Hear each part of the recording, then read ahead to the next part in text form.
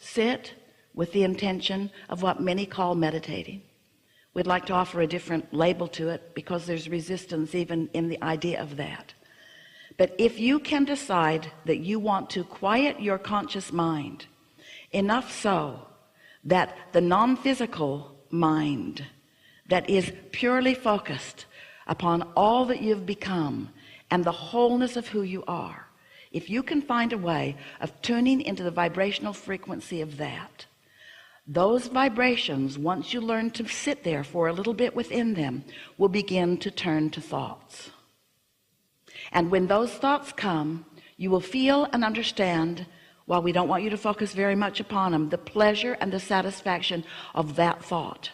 And as you sit there, not distracted by current, what you want to call reality, but experiencing the whole of your now vibrational reality, what's in your vortex will be able to make its way into your manifested world through the pathway that is your non-contradicted mind.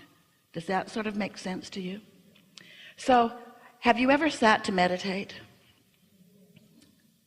Do you sometimes do that? Are you doing it on a semi-regular or regular basis?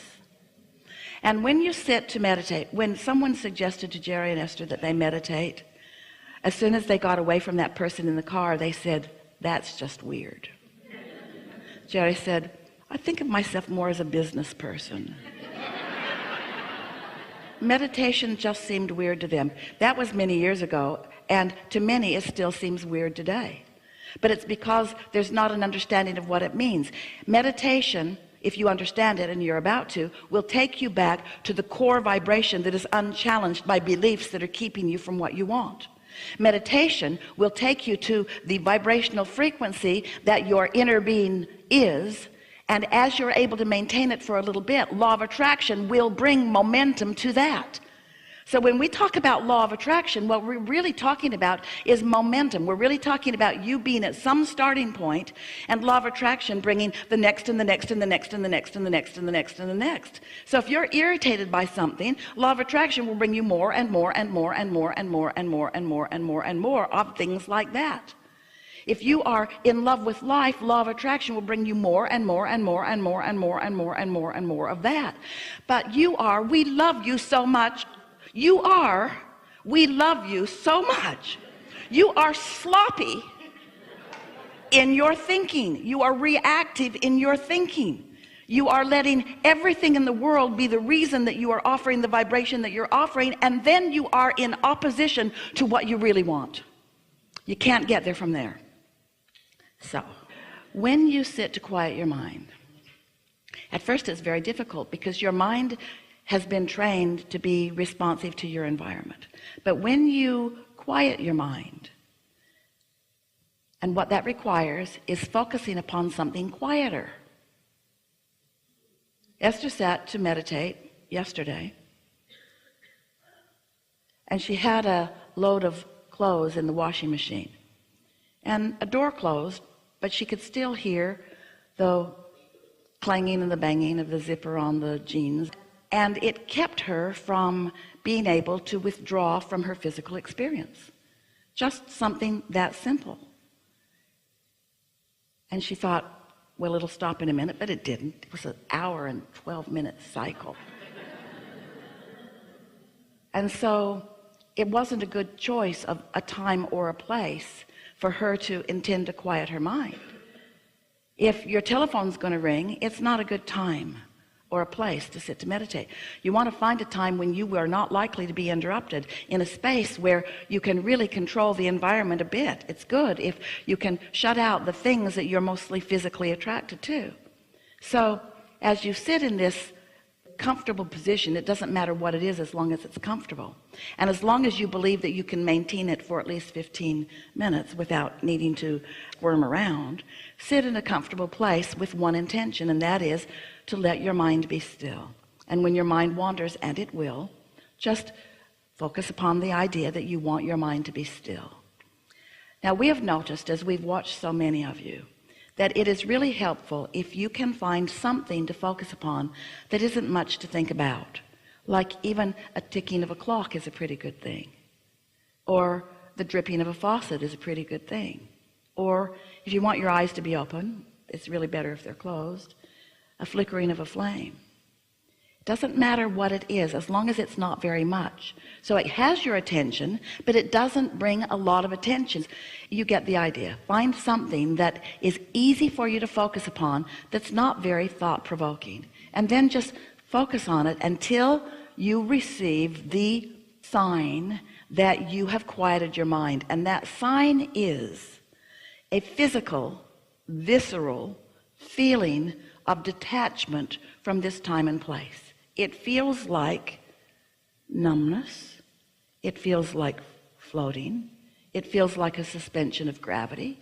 It feels like detachment. It feels like soothing. It feels delicious. So Esther is sitting there, and once she achieves that state, she begins to realize that some intention other than her own is making motions with her physical body. In other words, she's not deliberately thinking about what she's going to do with her physical body. Something else is, that broader perspective is, that quieted mind is. And once she feels that detachment and begins to feel that, and you will in a day or two or three or four or five, you will feel that. And here's the advantage to you. When you get to that place where you are mindless, you are thoughtless, and the non-physical part of you now is the dominant part of your vibration, you are in a state of utter well-being just for a moment, and you are not doing anything with your physical noticing, with your physical senses, that's distracting from that base of well-being. Now you see, the thing that's so wonderful about allowing, it might take you 15 minutes to get there, and you might only be there a minute or two before your meditation time is up, but that's enough. It doesn't matter how long it takes you to get there. It's just important that you get there, because when you get there, you have pushed the reset button. You have given yourself an opportunity to have detachment from the vibrations that are hindering you. And that rut that Esther found in her knowing what she didn't want and trying to find what she did want is now a little softer. It's less likely that she's going to stay in that rut once finding that. You see what we're getting at?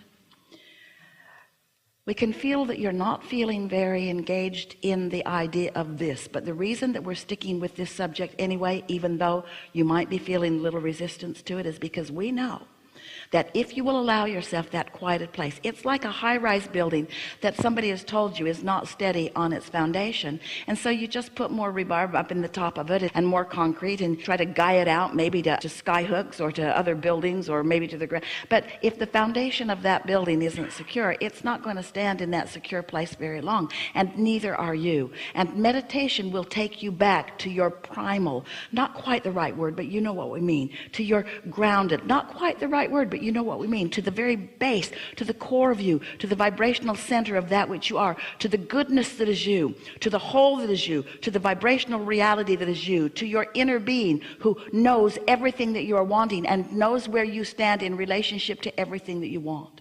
So now you find that vibrational place, that sort of detached place, and once you are pretty good at getting there.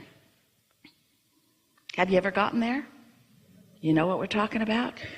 Once you are pretty good at getting there, what you will notice, if you will allow yourself to stay in that vibrational place for a little bit, is that the vibration will begin to turn to thoughts. Thoughts will begin to occur to you, and you will know the perfection of those thoughts because of the way they feel as they come across your mind. Now when the thought comes, don't try to think about it. You're in the receiving mode. Receive the thoughts. Receive the thoughts. Let your vibrational reality and your inner being be the deliverer of the thoughts. You are the receiver of the thoughts. And as you allow yourself to be the receiver of the thought, and you don't contradict the thought by, oh, I wonder if that was my thought, or if that was my inner being's thought, or I wonder if I really thought that, or who thought that, or was that a good thought, or was that a bad thought? I don't even know if I'm thinking good thoughts or bad thoughts. I'm not sure. Just let it be. And as you just let it be, law of attraction and momentum will cause that thought to become more and more and more until An idea will explode in your mind that will make you say, this meditation's over. I got places to go, things to do, people to see. In other words, you'll find yourself very soon feeling enlivened for the day. And it doesn't take more than about a week of that, and we're only talking about 15 or 20 minutes, before, as you begin your day like that, then everything in your day, these ruts that you've been in relative to different relationships or different situations, will begin to soften out. They will begin to dissipate. The problems will dissipate. And if you don't get too carried away in taking score of what's dissipating, and instead you just enjoy, you just find the satisfaction factor in finding your clarity and your strength. Besides what's happening with your mind, you allowing thoughts to turn to things, your physical apparatus is being rejuvenated. You are in the replenishing mode. Everything about your experience is being enhanced and improved because you are allowing yourself a respite from the contradictory thoughts that you didn't even know you had, that are in the form of beliefs that you've picked up along your physical trail in defense of the world that you are defending yourself against. You must be defenseless to be in the receiving mode. And that feels so weird, because that sounds like, oh, but what if there are bad things trying to get me? And we say, the thing is, no bad things are even after you unless you're thinking about them. So when you defend yourself against them, you're putting more thoughts that you need to defend against. You sort of kind of get what we mean by that? There is no law of assertion. There's only a law of attraction. Nothing is being asserted into your experience. It is all being attracted into your experience.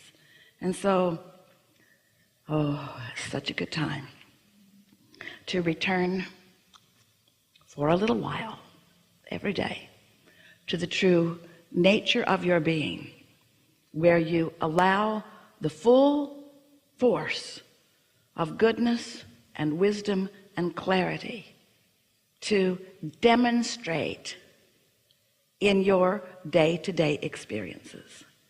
It is our promise to you that you will notice an improved manifested state right away. But we don't want you to take score, because we want for a little while your attention to be off of your manifested state. We want your attention for a little while to be upon your vibrational basis, because vibrations turn to thoughts and thoughts turn to things, and the satisfaction factor of releasing resistance and sitting there in that soup of well-being is satisfying. And when a thought comes into your mind that's about well-being and love, when it's a thought that you can't even articulate, it's just a feeling of well-being, that's a satisfaction. And when that thought turns to a thought of something that you're appreciating, and you allow yourself to just ponder that thing that you're appreciating, there's satisfaction. And then when that thought gathers up another thought or two, and you begin to feel enthusiasm in your experience, that's satisfaction. And then when you move out into the day and your timing is better than it's ever been, that's satisfaction. When you find timing everywhere you go, that's satisfaction. And you're the only one that will be witnessing it, because you're the only one that really knows what you've been asking for. But as it is demonstrated to you, not because you finally deserve it, but because you finally allow what you do deserve. So we know that was long.